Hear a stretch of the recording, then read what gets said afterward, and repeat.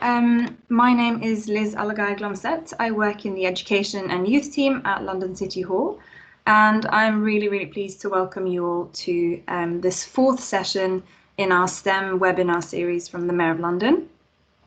Now, regardless of whether you've attended another one of our webinars or this is the first time, thank you very much for taking the time in your very busy days to do this 1 hour CPD session. A couple of things before we start. There are so many of us today, so please remember to keep your microphones muted. Please ask us lots of questions and use the chat function or the email for that. So you can email me your questions and Naomi will answer at the end. I will send you the slides.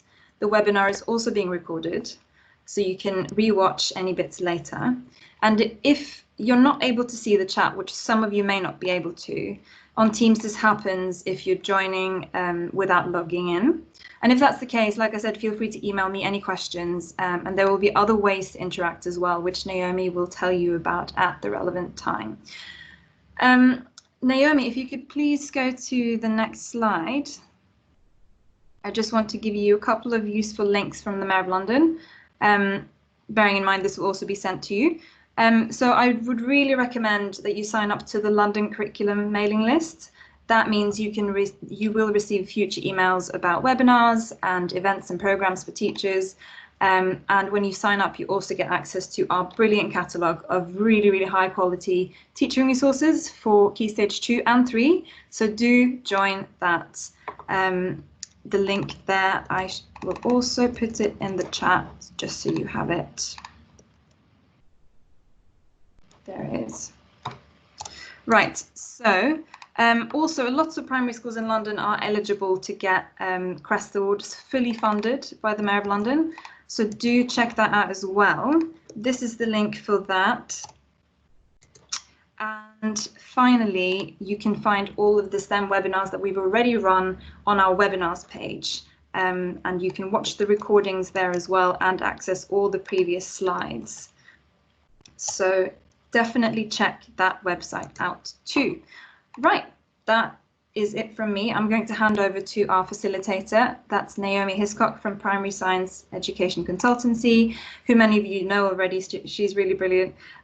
So I really hope you enjoy. Thank you very much. And Naomi, over to you. Okay, so welcome to this afternoon's session about differentiating effectively in science. So just going to talk initially about the situation that we are currently in and how this is going to impact on your future teaching and learning. Obviously, while schools are only partially opened at the moment, you're all delivering home learning, and there's going to be a great variety, or I know there is a great variation between the different approaches that schools have taken towards this.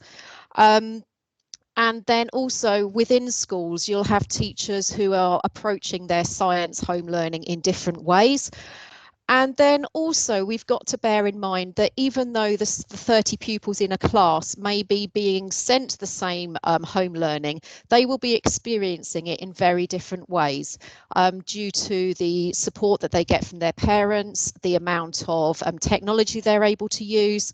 So we really don't know. It's very difficult for us at the moment to gauge what learning is taking place, and there is going to be a big variety between all the different pupils. So the sort of approaches that people are taking from people that I've been talking to in the last couple of weeks is that some schools or teachers are trying to plan home learning activities based around the science content that they would have been delivering at this point in time. Other people have made a decision that actually they don't want to try and deliver new content.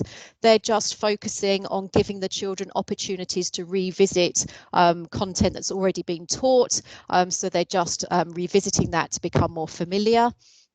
Other people are more focusing on the inquiry work and supporting to children to carry out inquiry work, hopefully using a nice range of working scientifically skills.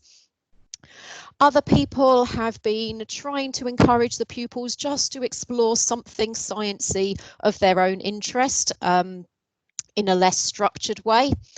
And then finally, some people are just encouraging families to take part in science activities. So it may not be even activities set for particular age groups of children. It's just activities that are set for the whole school, encouraging them to have some fun with their families. So there's lots of different approaches that different teachers are using, and that's absolutely fine. Whichever approach you are following, that is fine. There is no right or wrong answer because we've not been given clear guidance on this.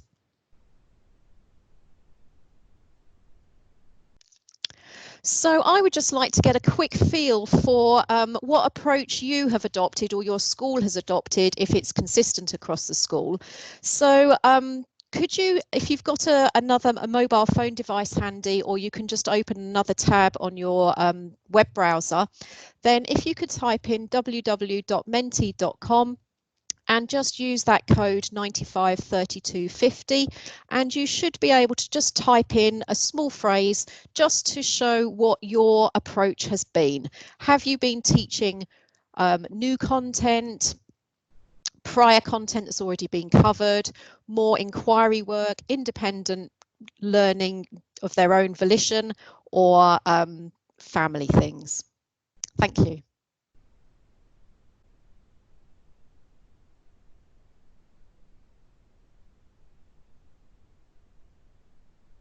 Okay, if you're still typing in, please do feel free. I've just gone back up to the top. This is the first time I've used this particular function of the Mentimeter. So I'm just now going to scroll down so that you can just get a feel for what other people are doing.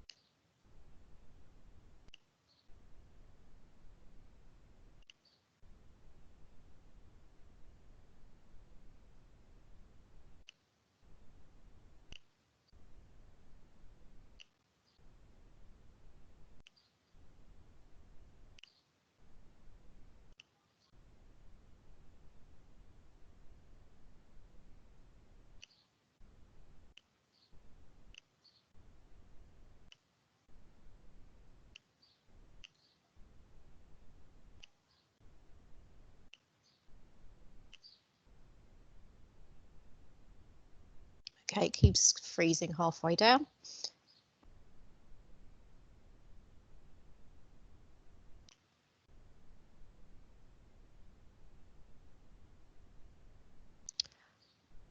Okay, I'll leave it there, but as you can see, there is a great range of approaches being taken, and you've all made your decisions based on what you feel is right for your pupils, and I think hopefully you've got reassurance that probably other people are doing a very similar thing to you. So I want to now be thinking about what, and the first part is really directed probably more at subject leaders, although obviously if you're a teacher, it's good for you to be thinking about the sort of thinking that the subject leader will be doing, and possibly questions they're going to ask you. And when I talk about full return, obviously none of us can make any predictions about what's actually going to happen. And yes, potentially we'll have some sort of return, possibly as soon as the beginning of June. But what I mean by full return is the point where the vast majority of pupils are now back at school. Most of the staff are back at school, and we feel like we've returned to normal. So that's what I'm talking about when I talk about full return, which could of course be September. It could be any time after that. We just really don't know. So what's really important is that when we get to that point where we're back and we're ready to run properly again, then we need to make sure that you've got the best possible data to support you with knowing what to do next. So it's really important to go back and think about what was actually being taught just before closure, because for many of you, you may have been halfway through a topic and you won't necessarily have done an assessment point at that point when schools were suddenly closed. So it's worth going back and reflecting on what was taught before that. Was there sufficient coverage for the children to be secure, and actually do that little bit of assessment. Then we also need to think about, okay, what's got missed? So it might be that you've decided to cover prior learning and you've not actually taught anything new. So it's important as a subject leader, and this will need the support of your teachers, what were the national curriculum statements that didn't get taught from March onwards? And then also, if you have been doing new content, like a lot of you are saying you have been, it's important to think about, has it all been covered? All the national curriculum statements that you were expecting to be covered have been covered, or have only some of them been covered? But then also thinking about, actually, you may have taught it, but are the children actually secure with it? So you're going to need to do further assessment to find out who's actually secure or who's not secure. That's going to be very difficult remotely. So we just need to think about these factors. So I think inevitably there probably are going to be some gaps in learning. And it's really important that subject leaders have identified what those gaps are, what that missed content is, and that teachers, the future teachers, are aware of this. So if you are a teacher, you would hopefully be told this is what your class that you've got now missed during that period of closure. The question is, when is the best time to fit it in? Is it best to go, right, let's just have a focused science week and we'll get all that missed content covered in that short period of time? Do you make a decision to actually just put an extra topic in the next academic year and find the time for that extra content that's going to be delivered? Or do you think it's best to actually wait until the point when it would naturally be needed for a subsequent topic, and then you can ensure that it's covered before moving on to the next topic? There are pros and cons to all of these, so I'm just going to give you a moment, and this is just a gut instinct from you. What do you think your approach might be? And we can just share those ideas.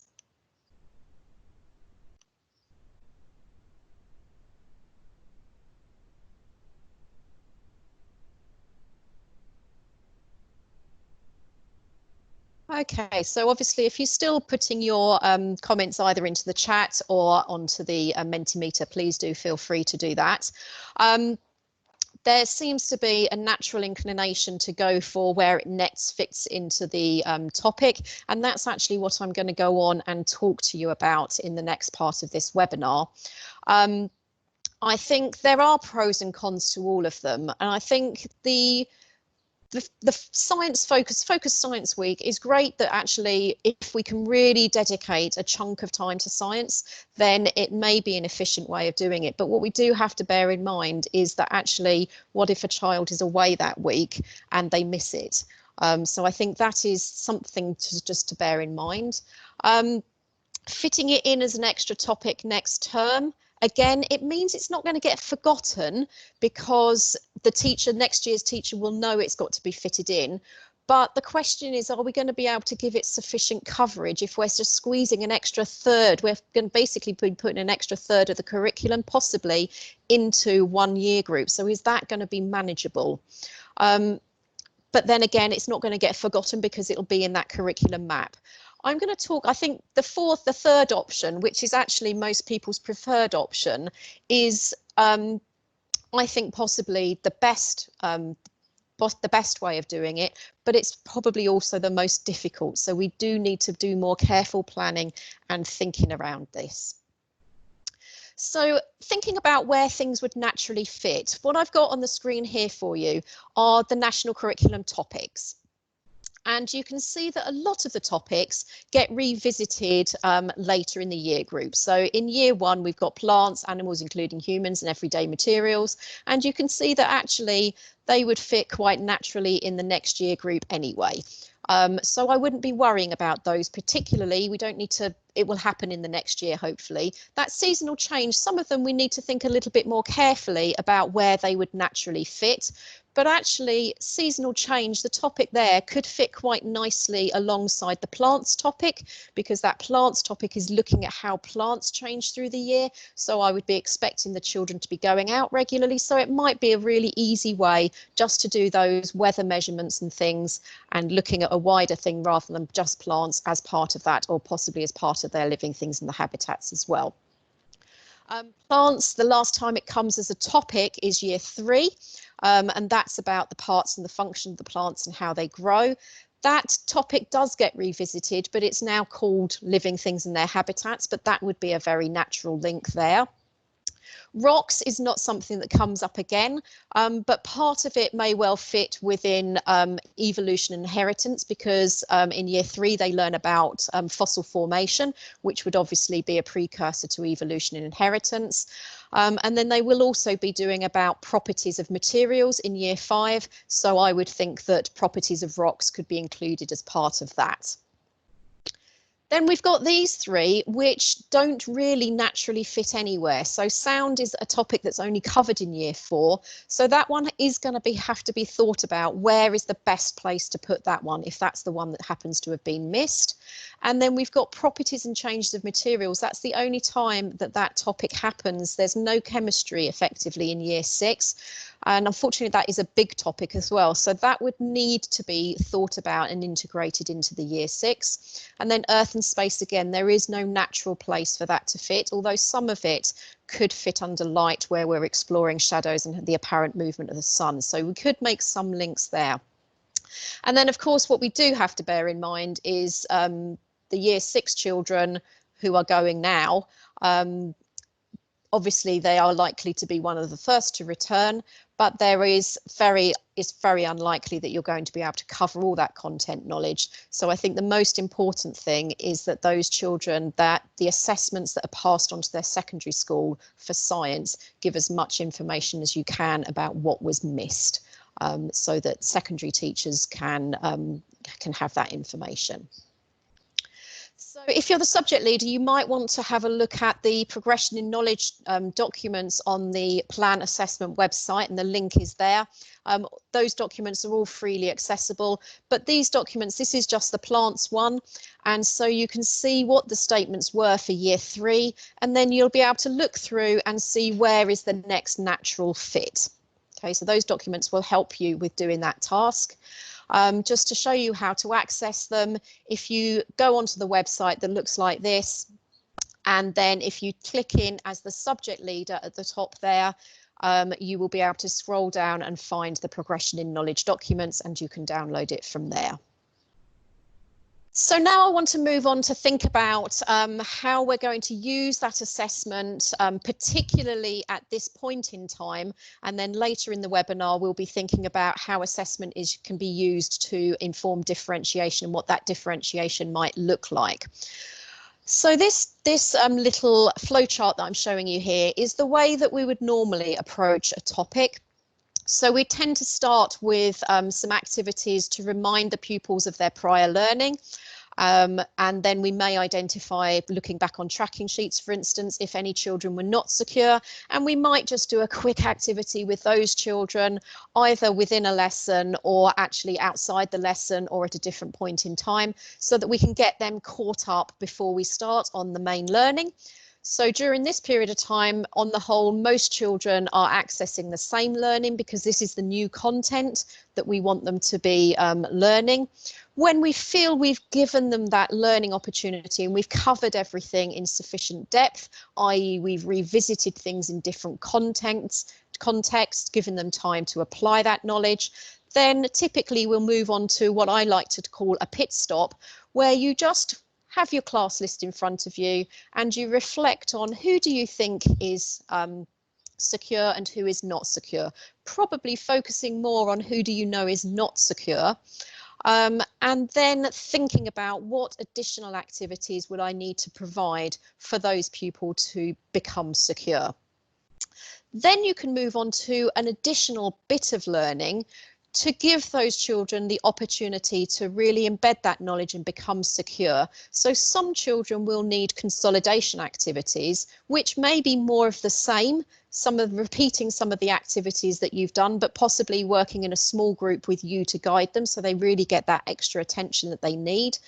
The rest of the class don't need that because they're already secure, so they would have some sort of enrichment activities to be getting on with. That block may happen immediately if you feel you just want an extra week or so, or it could happen later in the year because you're actually pig sick of the topic, you'd like to move on, but you know you're going to come back and go back and revisit it later. And then once you've done that, hopefully now everybody will be secure and you'll be able to fill in your final tracking sheet, just identifying particularly those children that are not secure. I'm just looking at a question on the chat. Should receiving teachers be asked to look at progression in knowledge document rather than the onus on the subject lead? I think it's quite important the subject leader has definitely got a handle on this, and I would probably be directing the teachers so that you've directed them as to what the prior knowledge is. So I think that progression document is for the subject leaders, and I'm just about to show you what the teachers would be using. So just in a moment I will. Just at this point in time, I think for the next year or so, because we're likely to have this missing content, we're not going to be able to go straight from that elicitation stage into the main learning as we normally would. I think in some topics we're going to actually need to build in time for some prior learning. So that may be that, for instance, year 5 teaching plants, you know that your children did not cover any of that content. So actually that has just got to be taught to everybody.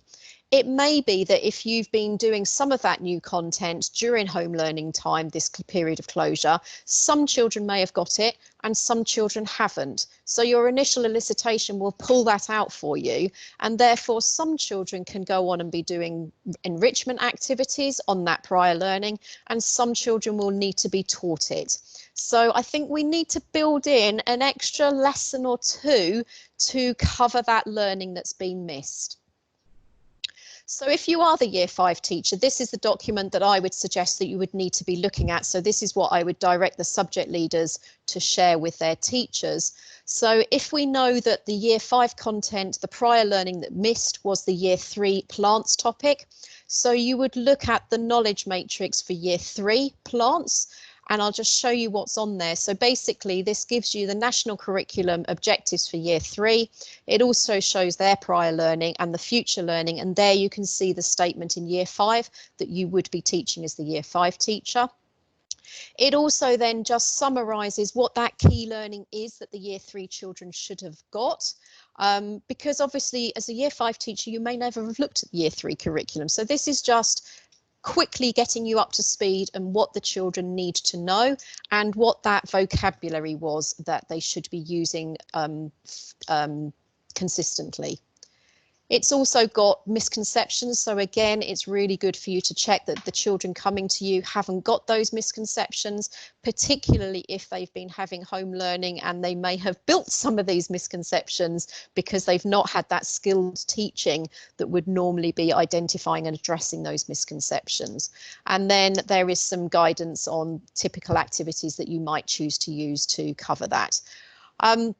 I think the advantage of doing it later where it naturally fits, so for instance for this topic, what probably would perhaps have taken 5 or 6 weeks to cover in year 3, I would expect to take far less time when the children are in year 5, because actually they're just able to grasp those concepts more quickly because they have developed in their learning. So I think that's the advantage again of putting it a little bit later if needs be.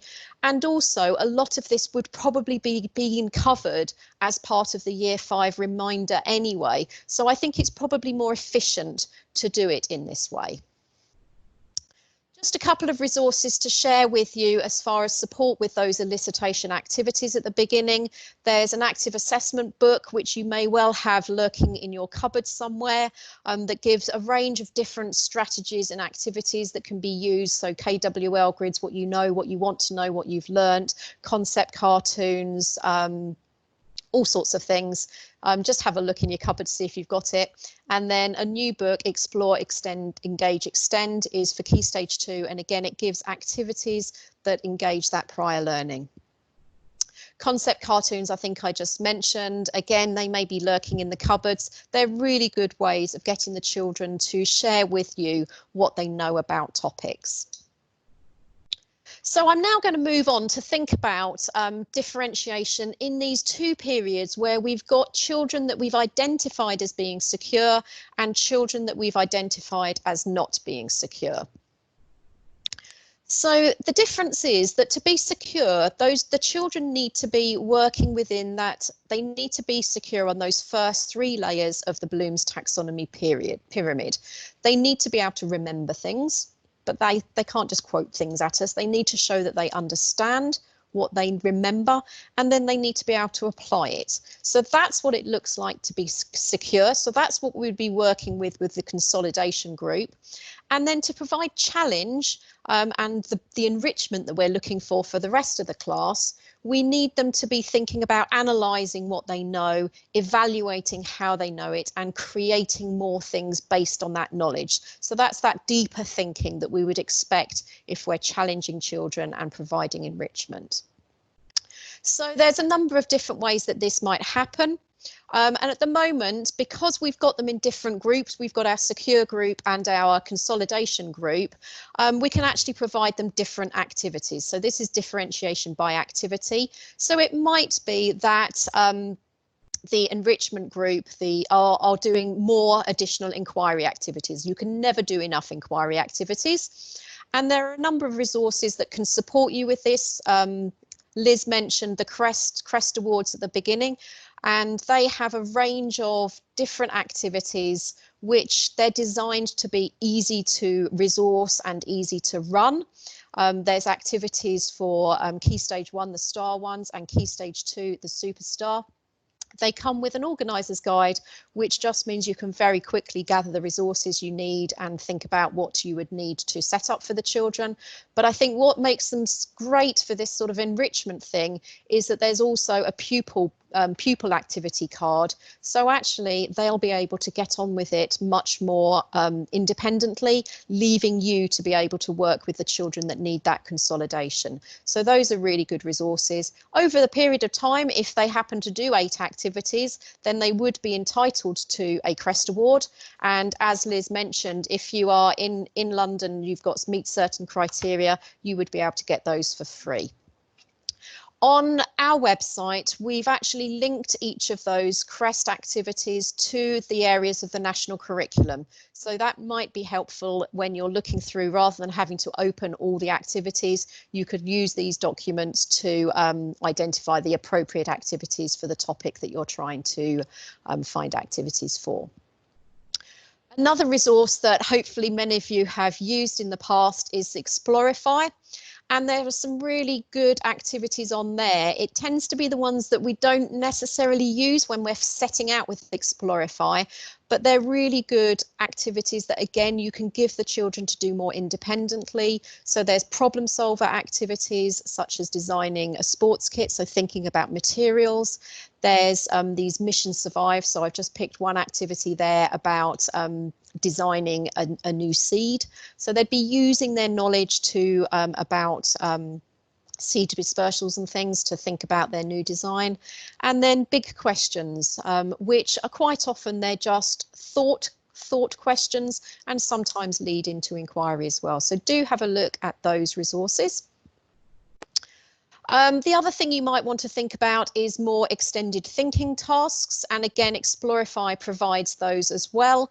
So you've got these big questions which are basically structured questions which give the children some key questions, and I've put some guidance on the side there, key questions for them to think about. They may well be doing little bits of research, so it's something that they can get on with, and then they can feed back to the rest of the class, so they can feed back to other groups doing the same activity, and also that would then mean that the children who have been working with you would also benefit from their learning. And then thirdly, you might want to think about providing some independent projects or activities, which again could be, by independent, I mean they're getting on with them on their own. And things you might want to think about are encouraging the children to be more creative. I've just put seed design there, but I've put that on the previous slide as well. It could be design a new animal to fit a classification group or a mix of classification groups in year 6. So something where they're just applying their knowledge in a different way.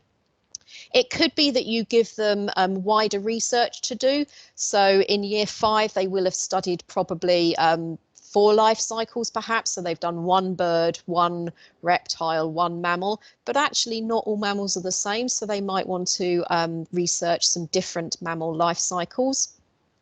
We could give them greater variety. So in year 4, they only learn about the digestive system of a human, understandably. In fact, even through Key Stage 3, they never learn about the digestive systems of any other animals. So this would just, it wouldn't be encroaching on later learning. It's just adding variety so that they realise that not every digestive system is the same, or circulatory system or skeletons, that sort of thing. In Key Stage 1, it could just be actually spending more time looking at a broader range of animals or a broader range of plants, so that we're just showing them that, yes, we've looked at 1 or 2 examples together, but actually that's not all of them. So do broaden that out. And then the last thing would be to be thinking about, can they actually do something that's an application in real life with that knowledge? So we've learnt possibly in year 2 about how things grow and planting things, and we now understand that things grow at different times and they flower at different times, and we need to plant them at different times. So actually giving them the task of thinking, can you plan and plant a garden, although you wouldn't be planting it, but can they plan a garden design that would mean there's perhaps flowers in the bed all the way through the year? So they're using their knowledge to in some sort of real life application. I was just thinking it might be nice for you to just again post any ideas of like projects that you've done to challenge more able children, and possibly using this way of providing enrichment whilst you're doing consolidation.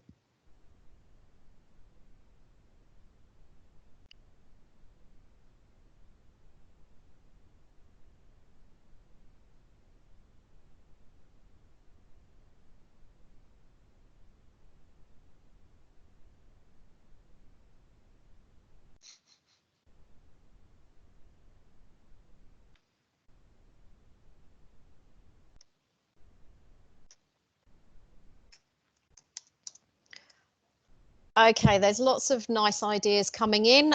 Do feel free, if you haven't quite finished. We've got people posting things onto the chat as well as on the Mentimeter, which is absolutely fine. I will just see if I can. I think it's just automatically scrolling, so you can just keep watching. I've set it up a different way, so I don't think I can scroll back again.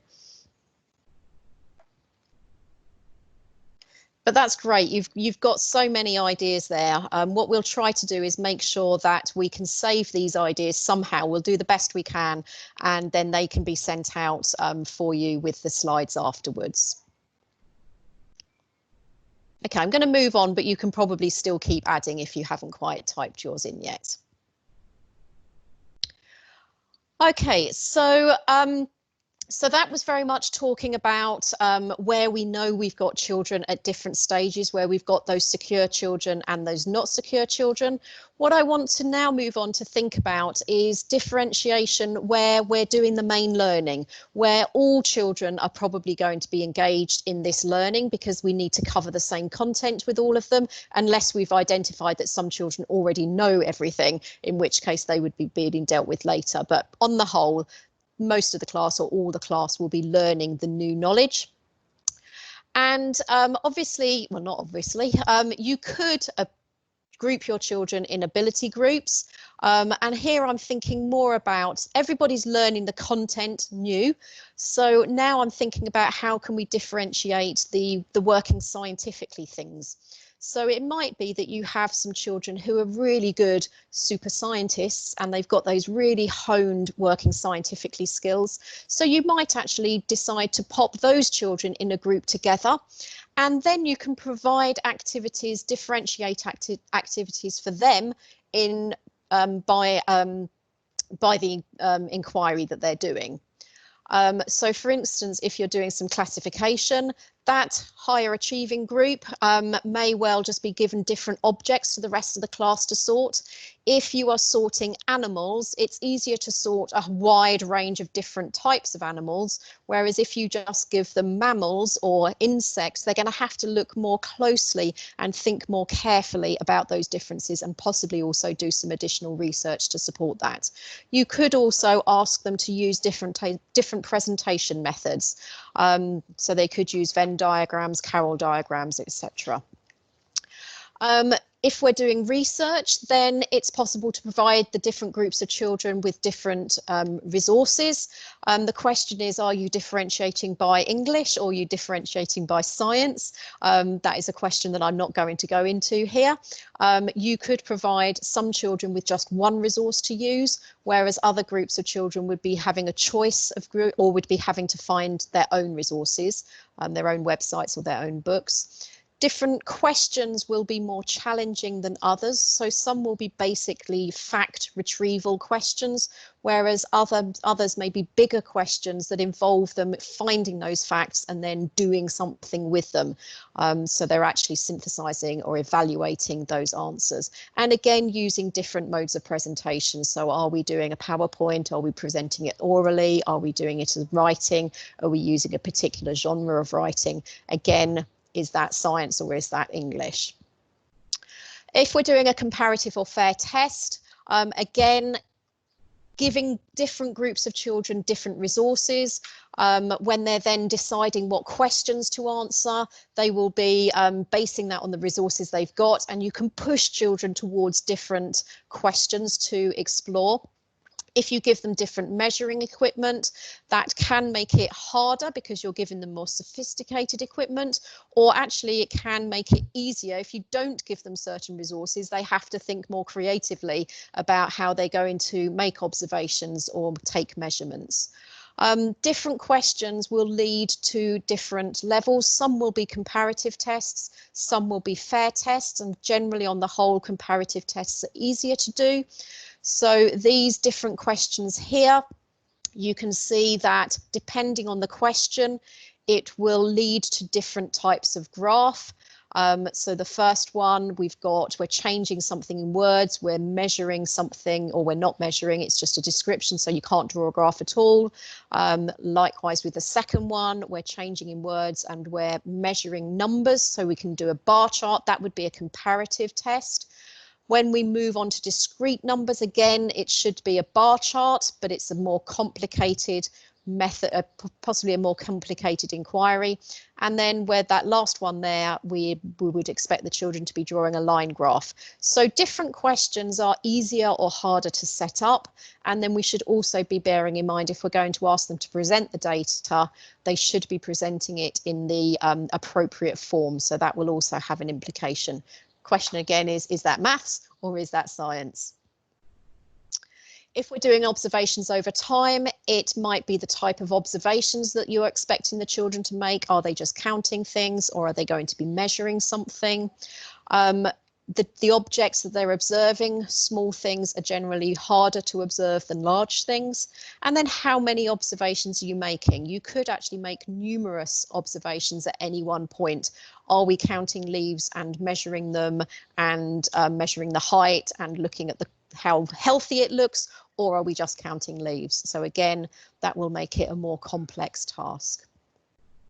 Pattern seeking, the question, some of these questions will be easier to carry out the investigation. The data is easier to gather. Some of them, the gathering data is going to be more complex. So the different questions could be allocated to different groups according to their levels of working scientifically development.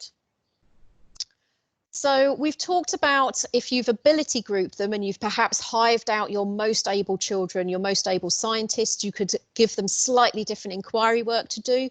But on the whole, we tend to have the children in mixed ability groups, and there's good reasons why we do this, because they can be supporting and learning from each other, which is so important, giving children that opportunity to talk and explain and learn from each other. And then the differentiation will tend to be a lot more subtle. So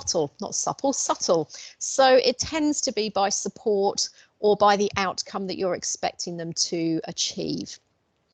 Questioning is crucial on this, and again, going back and thinking about Bloom's taxonomy and actually planning a range of questions, we tend to find it's a lot easier. The questions at the bottom end, the recall, remembering, understanding questions come much more naturally.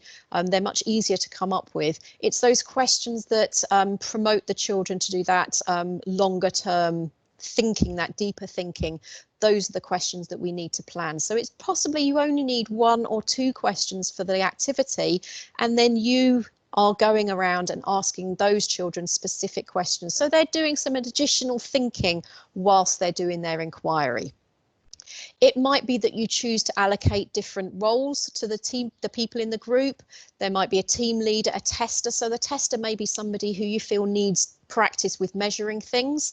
The resources manager is perhaps somebody who just needs to be really involved and is going to be going and getting the resources, bringing them back, making decisions about what to use. You could have a recorder and a presenter who's going to feed back. And sometimes you may allocate those jobs to people, or sometimes the children may choose for themselves, and you may ask them to do a particular role because they're good at it or because they need practice. So there's lots of things to think about. And then finally, there's the support that the children have. So what additional adults, what are you doing? Who are you supporting? Are you working with a group that perhaps you've got your lower achievers working together and you're really providing some additional support for them? Or if you're lucky enough to have any teaching assistants, how are they supporting? Are they supporting particular groups or individuals? And then also, what additional scaffolds are you providing? Do you provide them with word mats, sentence starters, tables to fill in? Again, we could argue, is that science differentiation or is it English and maths differentiation? But basically, we just need to provide them with whatever means that they can access that inquiry adequately. So to sum up what I've been talking about today, so it's been quite a long session, so I'm just going to very quickly summarize the key points. So in the immediate future, and I mean this academic year and during this period of partial opening, I think what's really important is that if you are teaching new content, that you make sure that we're retaining that same depth of coverage. So we're not just skipping over something and potentially building in gaps for later. So where we are teaching, just make sure it's that good quality teaching that you would normally be doing the best you can, obviously remotely. Making sure that anything you are teaching, you're assessing as thoroughly as you can. Obviously, that again is very difficult in the remote. And then record what is being missed. So the subject leaders will be able to get that information from the teachers. So really, that's my little guidance for subject leaders. If you are sort of supporting your teachers at the moment, those would be the key messages that I would be sending to them now. Then when we get back to this normality, which, you know, sometimes feels like it's never going to happen, but, you know, it is going to happen. I'm pretty confident it will happen at some point. We just don't know when. Then we need to be sure that as subject leaders, you've got a real good handle on what has been missed. You've thought about where you think it's best for it to be covered. I suggest that's then marked on your new revised long-term curriculum map. Some of it will be happening in the next academic year. Some of it may be happening in a year or 2 years or even 3 years down the line. So it's really important that that is logged onto the new map that people are using for the foreseeable future. And then ensure that when we do get back to normal, that good assessment for learning and differentiation is happening, because it's going to be even more important that we're doing that, because we just can't be so sure what's been covered and what hasn't, and what children learnt and what they haven't.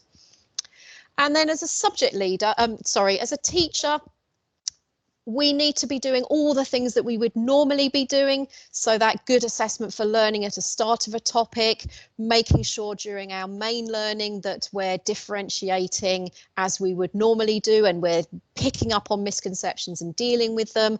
We're gauging when children need more time and building that into our lesson plan, so that assessment is always feeding into future lessons. And then when we've taught everything, we need to think about children that need extra teaching, that consolidation, and who needs enrichment.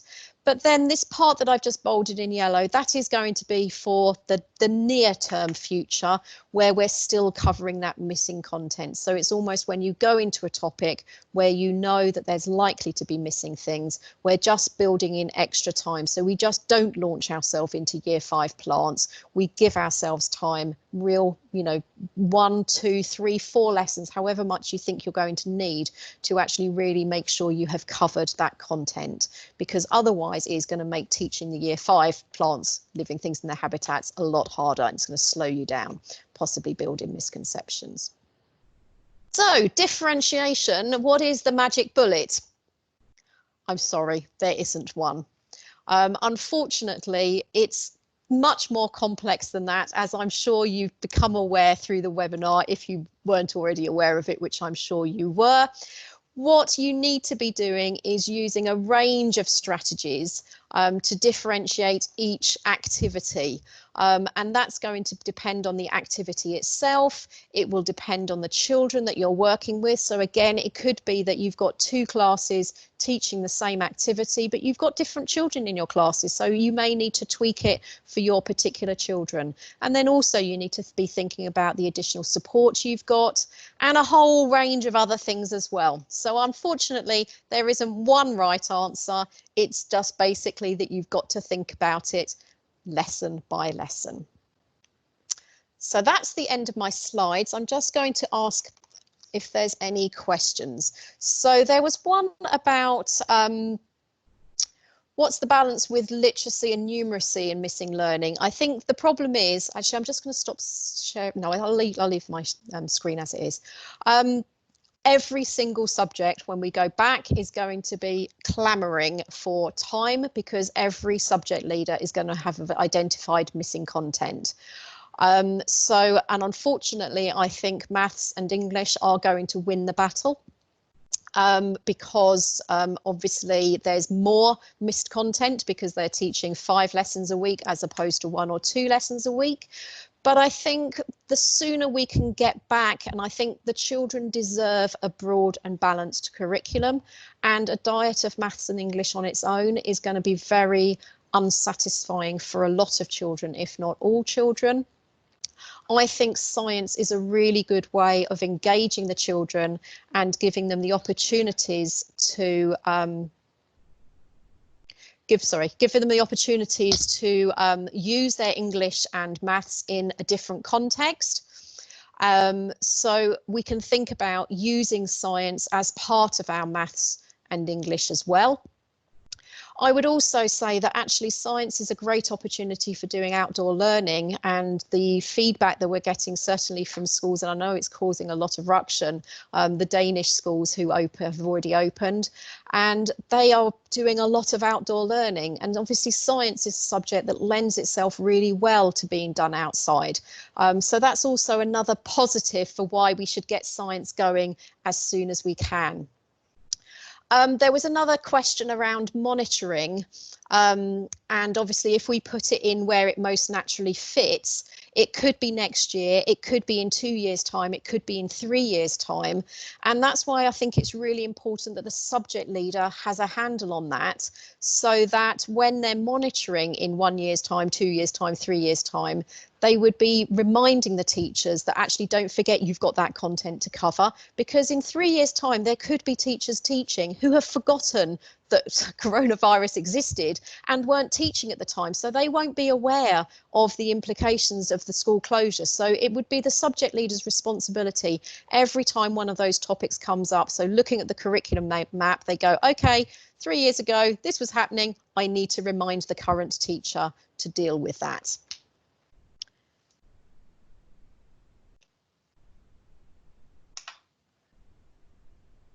Okay, so there's a question about differentiation for special needs. I would say, I mean, I've been on courses for special needs and differentiation and that sort of thing. And basically what I always come away with is actually what is good differentiation for special needs children is actually what we should be doing for all children. I think with your special needs children who are not accessing the curriculum, so would be a small group of children who are perhaps in year 5 and they are not accessing the year 5 curriculum and they are accessing the year 3 curriculum, then basically you need to be providing activities to support them with that year 3 curriculum. There is no point trying to rush them onto the year 5 stuff when actually they're developmentally not ready for that.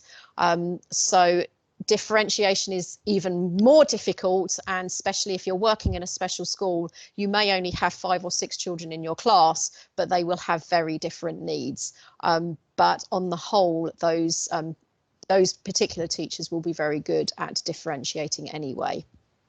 I've probably fudged my way through that question, but hopefully it's provided some satisfaction. Okay, that's all the questions that have come through the chat. So I think I'm going to mute myself and go back to Liz now. Thank you very much. I think there's one quick question about feedback from Ofsted and what they're expecting. Do you want to talk quickly about that? Question. The only thing that I'm aware of, and it has to be said, I've not been following Ofsted at this point in time, but there was Amanda Spielman did do a talk, or did some sort of little presentation about obviously what's going on at the moment will not be inspected. So they will not be looking at the home learning when they do any future inspections. So that's all I can say around that. Other than what Ofsted will always be looking at, so actually it's going to make no difference, is do teachers know what the prior learning is? So that's what we've been talking about anyway. And are they building in opportunities to make sure children have got that prior learning if they need it, and then moving forward from there? So actually everything that we've been talking about is what Ofsted would be expecting anyway. It's just you need to be more rigorous with it because of that missed learning. Great. Thank you so much, Naomi. Thank you very much for the session. Thank you everyone for attending. Really, really great to have you online. And do pass on any questions. You can email them to me and I'll put you in touch with Naomi.